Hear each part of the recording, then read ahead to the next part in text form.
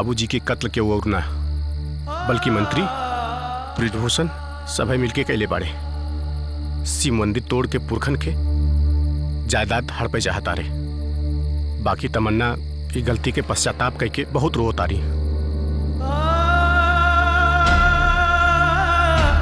कसम भोलेनाथ की कोई जिंदा ना बची।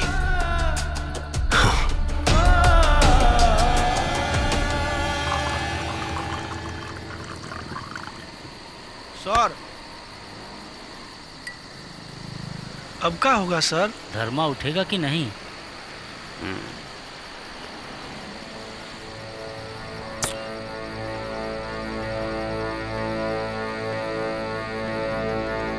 धर्मा है मुन्ना, जल्दी उठेगा नहीं,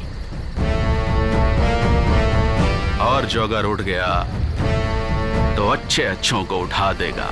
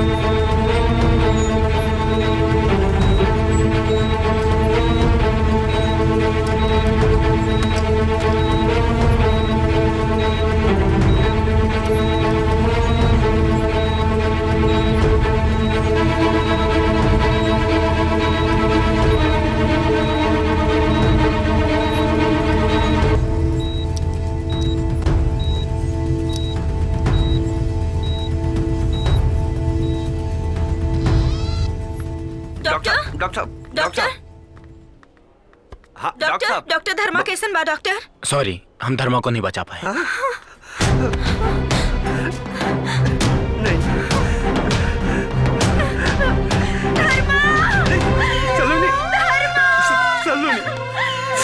चलो चला अंदर चला। हाँ। अंदर।